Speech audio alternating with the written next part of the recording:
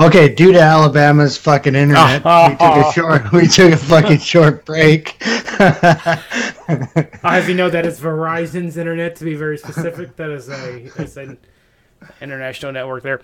Yeah. So go on, Dave. So you were saying the bastardization between the healthcare, public healthcare, private. Go ahead. Yeah, in the United States, we have this weird situation where there's the government partially pays for things, and then you have insurance companies partially paying for things, and then you have your actual patient partially paying for things, and that causes a great inflation of prices as well.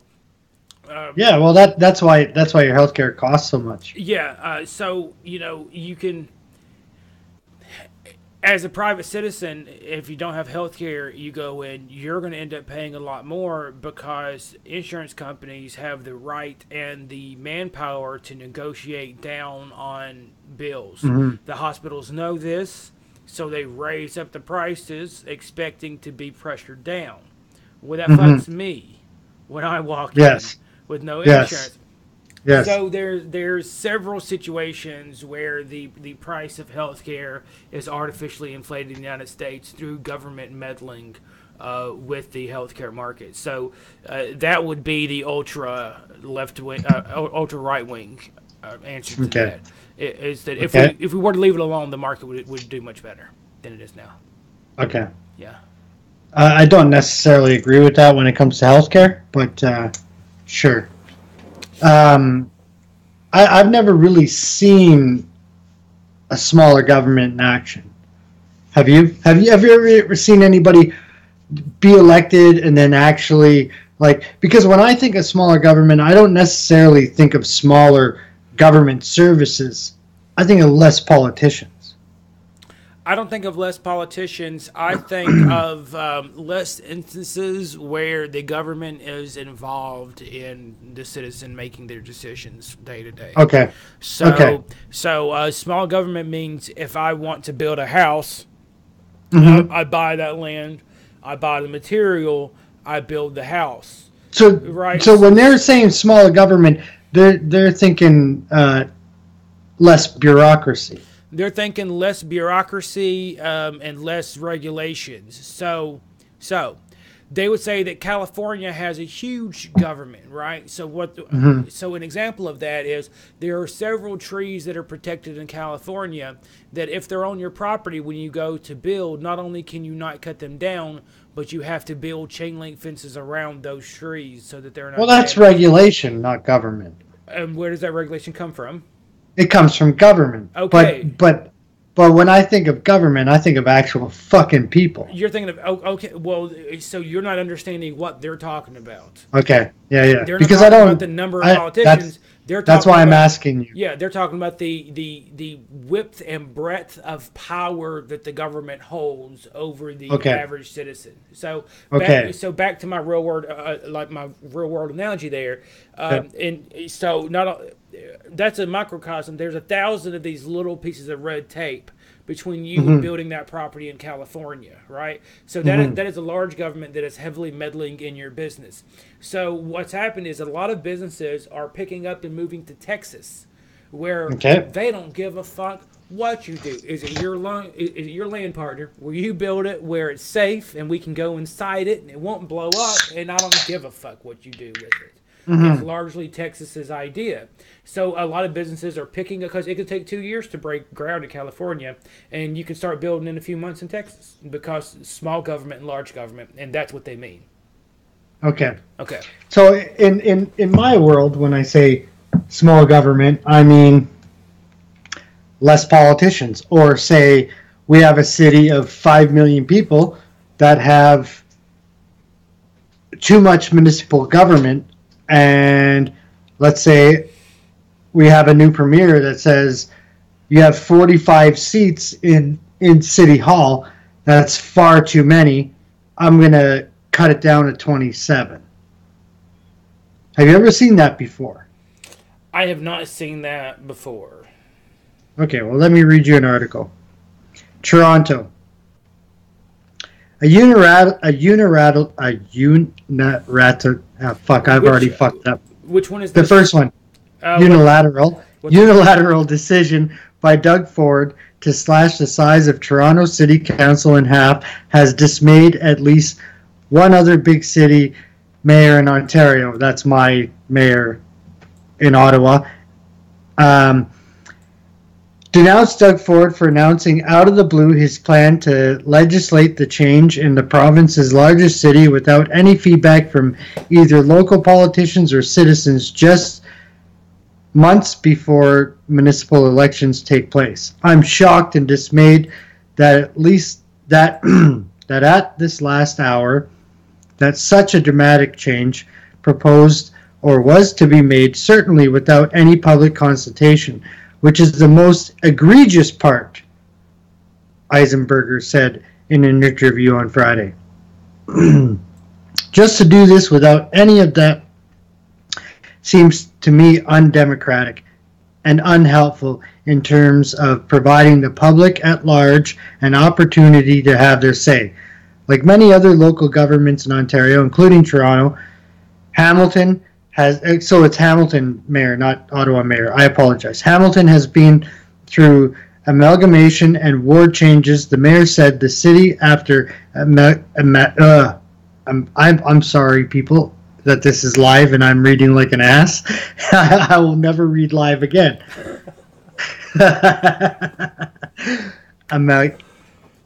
Amalgamation in 2000 went from 78 councillors in 6 municipalities to 16, including the mayor. In one for the coming election, one ward has been scrapped and another created. All of this was done only after extensive public engagement, Eisenberger said.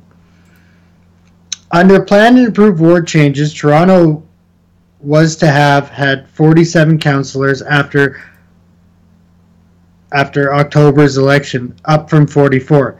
The change would have left undistributed the approximate ratio of one councillor to roughly 61,000 residents. Ford, who never mentioned the Toronto plan during last month's provincial election, said on Friday that for Toronto to have nearly 4 dozen councillors is excessive and that he would legislate the number to 25, almost doubling the ratio of councillors to residents, well over 100,000 for higher than, say, the 1 to 45 in Hamilton. The progressive conservative premier said it would make the city run more efficiently and save millions of tax dollars. Toronto Mayor John Tory called Ford's actions an affront to democracy and said the change was being rammed down our throats. Eisenberg said cutting the number of Toronto councillors makes some practical sense in terms of governance. Well, he disagreed with them, and now all of a sudden he's agreed with them. Okay, anyway, 16 is difficult enough. Working with 47 would be virtually impossible, he said. The way it's been done through and not given the people an opportunity to have their voice heard on that issue is undemocratic and unfortunate. And my reading is unfortunate, and I apologize to people. I've had a few beers. Well, he can get don't blame the alcohol, Dave. The ending there is bullshit. To start claiming that it's undemocratic because he didn't run on it as a platform. Politicians make a lot of decisions in office that they didn't necessarily run for. You don't just vote on politicians based off of their platform, but based off of who you feel like they are and what you feel like they might do. Right? Sure. We have a representative government. No, it is not undemocratic for an elected official to take actions that he didn't campaign on. That's a no. But here's the other thing that makes it not undemocratic is they want a majority government. Like I know in the States you guys don't have a majority government system. You guys have your House, your Senate, but if one party controls all that, that's basically a majority government. Same thing in Canada. You win enough seats, that makes you the fucking boss. You get to decide what you want to do, and it's well within his rights to do that. So I think for the first time out of all this small talk government, we're going to get to see it in action. Yeah. Well, right? So at a certain extent, when people talk about small government, they definitely talk about cutting payroll and cutting jobs out of government, like unneeded positions. So that does surprise me. Yeah, I'm interested to see what happens. So am I. But I want to add this too, though, Dustin, is that in the city of Toronto, there's 25 seats for federal government. There's 25 seats for provincial government. Why does the city need 47 seats? He just kicked the seats back to meet the federal politician, the provincial politician, and now the municipal politician. They all have the same amount of seats. Why would a city of 5 million people need double the amount of seats for people that are running a country of 40 million? They don't. They very clearly don't. They don't. Yeah. So it makes perfect sense, right? You're such a conservative. Look at you. No, I'm not a conservative. I did vote conservative for the first time in my life, but I'm not. It doesn't add up. Okay, I'm going to let you read the next article. Oh, which article would you like to have read?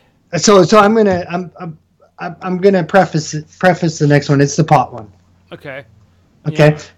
So people, when Doug Ford was elected, they went crazy. They went fucking. It was like Trump all over again. They had said that he was gonna kill their babies and eat their wives, or fuck their wives and eat their babies, whichever one it was.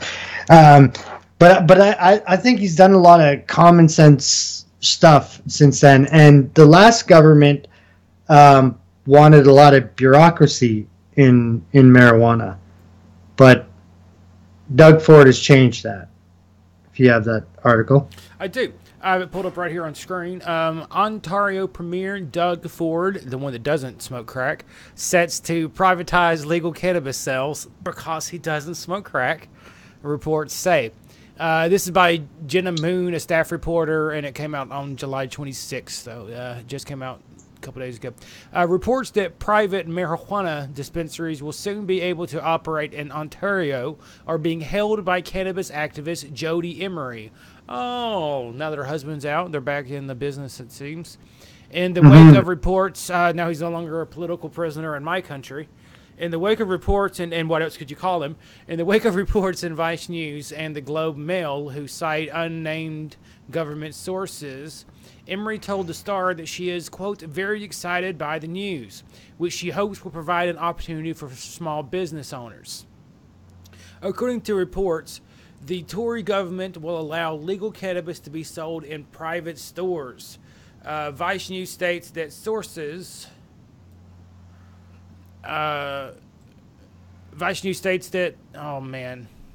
Excuse me. Vice News states... You know better. Well, actually, I'm playing with the window. Vice News states the sources close to Premier Doug Ford's government are planning to overturn the previous Liberal government's decision for monopoly on cannabis sales via the Liquor Control Board of Ontario.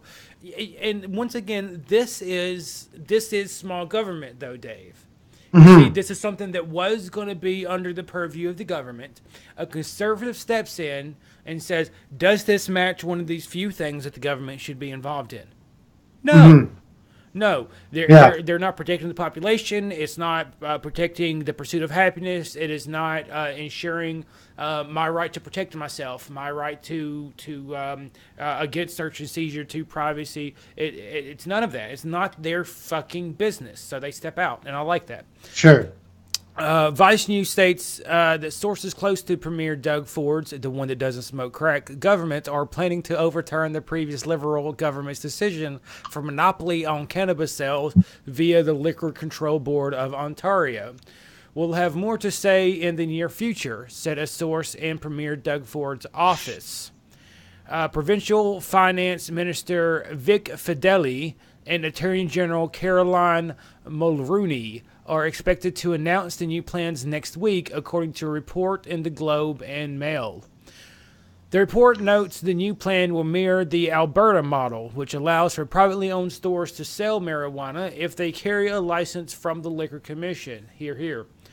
The policy decision is not new ground for Ford, who has mused in the past about reversing LCBO-run sales in June. In June, Ford said that he was, quote, focusing on the LCBO to run cannabis stores until he had consulted with his caucus and municipalities. At that time, Ford told The Star this was a road to, quote, tread carefully, saying, my priority is to make sure we protect the children. That's the number one priority. Fair enough, man. Put it in stores, put an age limit on it, regulate it. Yeah, and I can tell you from living in Ontario that the news is that corner stores are going to be able to apply for those licenses as well. Do they get to sell liquor? Not yet, but he's also planning to introduce that. Damn! Dude, if the conservatives here were like that, I would join their party. I would. Well, but the conservatives in Canada are called the progressive conservatives. That's what their party is called, the progressive conservatives. Okay.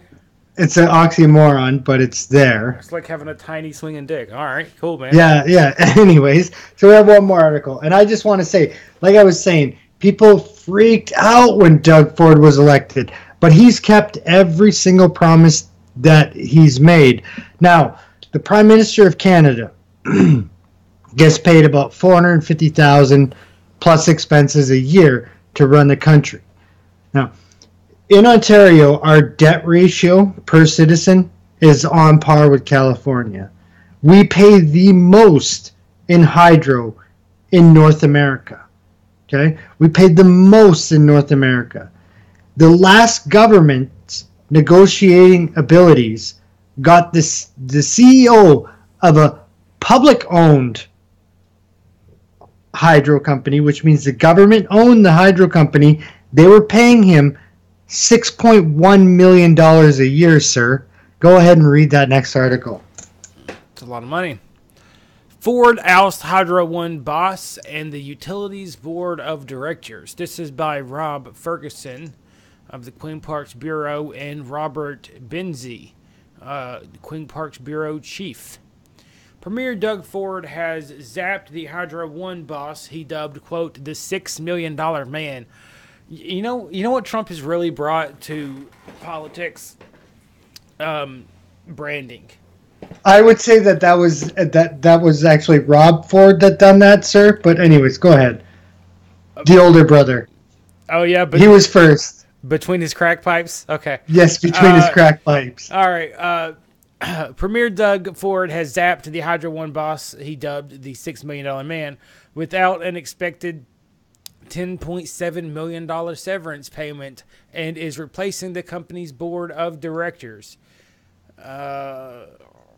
Okay. Chief Executive Mayo Schmidt, whom Ford promised to fire during the June 7 election campaign over his... That's funny. Over his $6.2 million annual compensation, is taking, quote, retirement with $400,000 lump sum. Hydro One said Wednesday. The payment is in lieu of post-retirement benefits and allowances from the transmission companies partially privatized by the previous Liberal government. See, I don't like that shit. But now that the government's involved, I'm happy to say we kept our promise. The CEO and the board of Hydro One, they're done. They're gone. A beaming Ford said in a hastily called news conference outside his second-floor office after the stock market closed. The severance was zero, absolutely zero.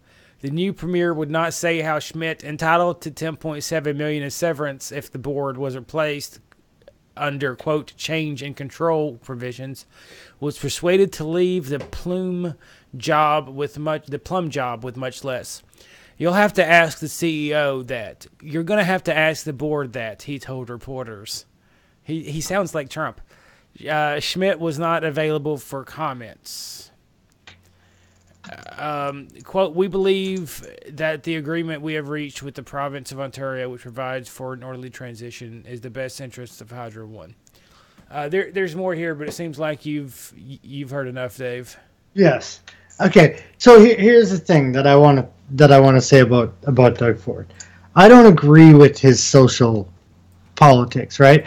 Like he came in and he reversed the sex education back to the 1998 curriculum, which is like pre-internet.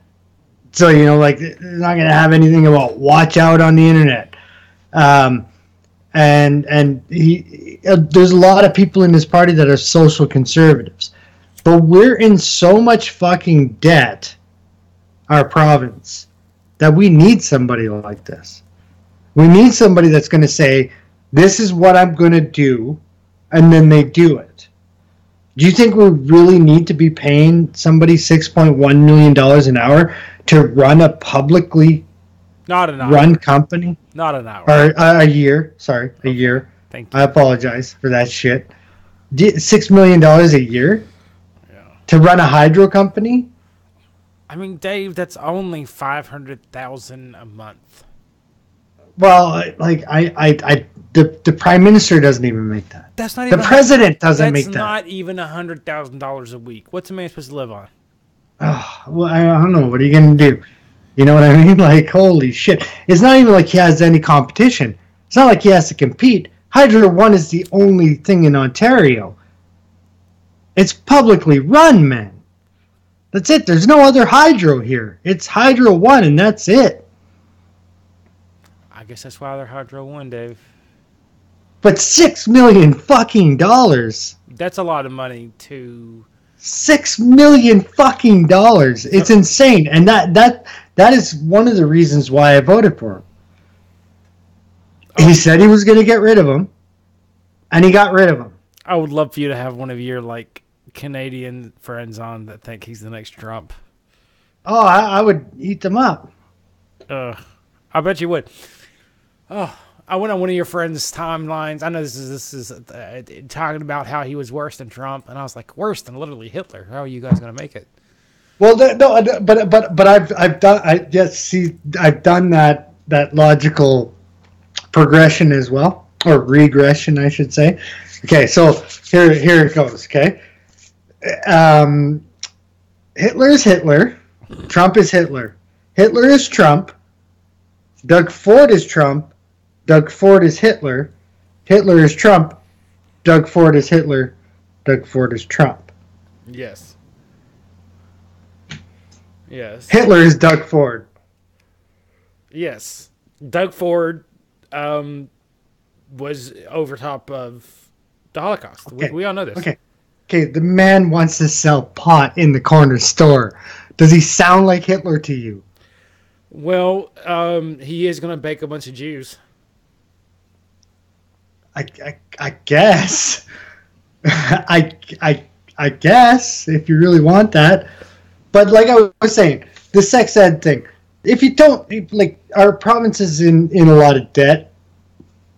We need that fixed. If you don't want your kids being taught the 1998 fucking version of sex ed, teach them at home. We just can't do another fucking 15 years of the Liberals or even the NDP coming in because we can't afford any more social programs. We need to get shit back and that's it. Dave's in this province, becoming a conservative. No, I'm not. I'm becoming a normal thinking person this time around. That's it. When we have money, we have money. We can spend it on social programs, but we don't have the money to do it right now. It was squandered. It was wasted. That's it. The Ontario economy used to be the jewel of the country, and it isn't anymore. So, fair enough. I don't know. That's it. Those are my segs. Those are your segments. All right. I think we should have a small break. You want to have a small break? All right, let's have a small break, man. I'll pull Skype off the screen here, and when you come back, we'll get started. Right on.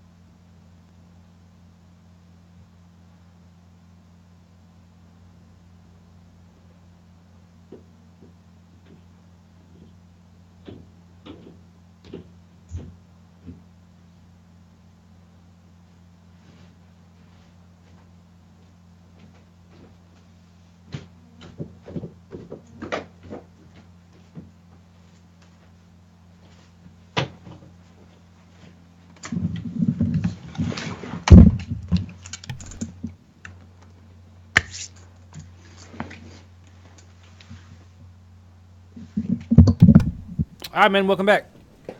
I am back. Did you hear the mosquitoes buzzing? I didn't quite hear them, but I have heard the mosquitoes buzz between clips here. Like we weren't live. It was heralding. Somebody left my door open for a very long time. And you got large golf ball sized mosquitoes in your house. Yes. Yeah. Interesting, Dave. I don't know what to say there. I have some pretty good news here. I think maybe you will agree with HuffPo here in the way they wrote this article. And I love unbiased reporting. That's half the reason I'm bringing this article in. Is I love it when you really don't know what the author thinks. You have and that's from a HuffPo. Like, I think you're shitting us here. Of course I am. Yeah. So this is GOP's Anti-Antifa Act could send masked demonstrators to prison for 15 years. And the subtitle, have you picked up any bias yet, Dave? I haven't. I thought GOP Anti-Antifa Act could send masked demonstrators to prison. Cool. The subtitle, convicted murderers can do less time. They can also do more. They can also do a lot fucking more. But okay, this is by Zach Carter. Okay. Anyone who doubts the speed with which paranoid authoritarianism is becoming the dominant worldview of today's GOP should read the Unmasking Antifa Act, a short bill recently introduced in Congress by 4 House Republicans, one of which is in New York. The legislation would punish anyone who, quote, injures, oppresses, threatens, or intimidates a person engaged in legally protected right or privilege while wearing a mask, with up to 15 years in prison. So you have to do something very specifically here. It's not for demonstrating with the mask on, Dave. Okay. What did it say there? Injures, oppresses, threatens, or intimidates a person engaged in legally protected right or privilege while wearing a mask. I like how they say that it's Antifa and not just... Well, it is called the Unmasking Antifa bill, even though... Okay, so, like, it's against the law to wear a mask in public here. Yeah. Especially when demonstrating. It's against the law to wear a mask in public here in the in Alabama as well. You can't just go around. So Antifa tried to stop, like back when it was a thing, like in 2016. Milo Yiannopoulos came to town. Yeah. And Antifa tried to shut it down at the University of Auburn. And they got arrested for wearing masks. Oh, yeah, man. The good old boys came out and just, son, you need to take that there mask off. Sounded like Foghorn Leghorn as a cop, you know? Now, son! And kids screaming and trying to fight the cops off. The cops are just saying, take off your mask and go home or go to jail. Those are your choices. Either take off your mask and stay, go home with your mask on, or you can go to jail with your mask on. And we'll take it off when we get there. So and that just stopped it. It just stopped it dead. There was no problems. So the crazy right wing Southern boys protected the gay Jew. Yes, they did. They protected the gay Greek Jew. Yes. So back to the article. The legislation would punish anyone. Okay. The extreme vagueness of oppresses and intimidates. Oh,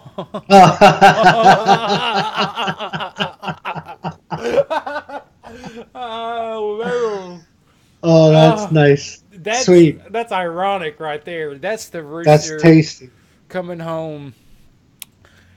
Good Lord. The extreme vagueness of oppresses and intimidates raises concerns that anyone who simply shows up at a protest and a mask could be put away for a very long time if the bill becomes law.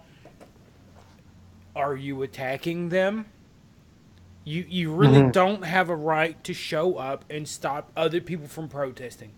I will repeat what I said when I first started podcasting 2 years ago. I went on a few shows and talked about my problems with the left and with Antifa specifically. And I went on the Hardcore Skeptic show, or whatever the fuck it's called. And I made the statement, I can no longer comfortably go out and participate in any demonstrations against my government at this point. Whether it be left wing or right wing, I don't know if these fucking fanatics are going to show up and cause problems. I just don't know. So I now have to risk, injury or imprisonment, not from an oppressive government, but from a homegrown authoritarian movement that has been shutting down people's freedoms and rights. And this bill is it's one of those few things the government is supposed to do. They are securing my right to exercise my freedoms. And I absolutely support this 100%. Is 15 years a bit sharp? Sure, but it's up to 15 years. Yes. Right. Okay, so like nobody's gonna and that up to 15 years thing, I think would depend on what they actually did, right? Because if they're wearing a mask and they completely fucking paralyze you or something, then yeah, they deserve the 15 years. So people should not go to prison for attending protests. They're not. That's why there is an amendment, oh my God, to the Constitution protecting the right to free assembly, which is still there. And 15 years in extraordinary sentence for behavior, no matter how threatening. Convicted murderers often aren't incarcerated that long. They are often incarcerated for much longer than that, actually, very, very regularly. And I agree that they should get stiffer sentences than they do a lot, and we put people in prison for things that they really shouldn't be going to prison for. That's fairly common. But if you are interfering with, if you're using violence and intimidation to prevent an American citizen from exercising their freedoms, what do you do to that person? There has to be some kind of punishment. And while this may be a bit extreme, something has to be done. Or we're going to have more, it's a joke online now. We didn't talk about it at all on the show, but there was a Battle of Portland that just happened like a month ago, where some 55 kid was knocked in the teeth so hard that there's like blood on his brain now, like fluids on his brain. And last I heard, the guy was in critical. And I'll tell you what, he had a baton and he swung at the fella and he got the shit knocked out of him, and there's no charges being pressed because he was actively trying to stop someone from with a crowbar. With a baton. It wasn't a crowbar, like one of the little. Oh yeah, there was. They had a purple McGinnis with Gavin McGinnis, who now does a show called Get Off My Lawn. He's on CRTV or whatever it's called, CRTV. Okay. Whatever. So, they try to stop these people from demonstrating. They should be punished. Something has to be done. And how about this? The local police only knows how to do one thing. Yeah, and that's use force, and that's what they're doing. So I want to talk. But can I just interject? If a right wing guy puts on a mask and fucks up a left wing guy, he's going to jail too, right? Absolutely. Yes. See, so this would, if we have another Charlottesville and these guys show up with masks on, and they cause any trouble, they're under this. So it covers. It's not just about Antifa. It's about any people that are going to mask up and try to prevent people from demonstrating. This is not to stop people from demonstrating. This is to stop people from stopping people from demonstrating. And to act like it's the former rather than the latter is disingenuous. And fuck you, HuffPo. Fuck you. You know what this is. Well, did you expect? Oh, really? No, I didn't expect anything different from them. But can we pretend to be unbiased when we're a news source? Like this is an entertainment show. we're here to give our biases and our opinions. That's literally what we do. We sit and give our perspective. This isn't an opinion piece. Yeah. This Yeah. this Yeah. this isn't an opinion piece. I have one more article I want to run through, and that is that this is a Washington Times article. Millennials would rather live in a socialist or communist nation than under capitalism, a recent poll shows. So I just want to read through this real quick. Dave, you shared like a Facebook poll that showed a lot of people were into democratic socialism in the United States. Yes. So I Yes. thought you would probably like this. The majority of millennials would prefer to live in a Mhm. socialist, communist, or fascist nation rather than a capitalist one, according to a new poll. In the Victims of Communism Memorial Foundation's annual report on U.S. attitudes toward socialism, 58% of the up-and-coming generation opted for one of three systems compared to 42% who said they were in favor of capitalism. 58%. Jesus Christ. The most popular socioeconomic order was socialism, with 44% support. Communists and fascism received 77% How much support each. did socialism get? How much did 44%. socialism get? Okay. 44% for socialism, 7 for communists, and 7 for fascism, which isn't an economic Hmm. system.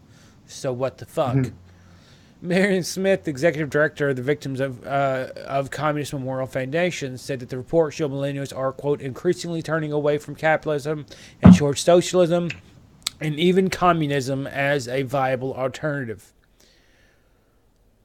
Haven't spent the time. Can I interject? Can I interject? Yeah, They're not just turning away from capitalism; they're turning away from liberal democracy. no, you're absolutely Like if right. they're asking for socialism, they're turning away from liberal democracy. Period. Point blank. That's That's true. insane. That's insane. It's 100% true too. Yeah, see that's why it's weird to me that they're framing this in an economic sense when they're throwing in fascism. Do we have a good enough connection for this, Mhm. Dave? I don't think it's our connection's very good tonight, but Yeah, yeah. You want to wrap this up and try to get next week from your connection? yes, yeah, let's do that. All right. You know what, guys? If you're interested in this article, check it out yourself. It's real easy to find. Millennials would rather live in socialist or communist nation than under capitalism. We're gonna shut this down, and we'll be back next week, and we'll broadcast from Canada instead of Alabama and see if it works out better for us. All right, All right. Have a good night, Dave. you as well.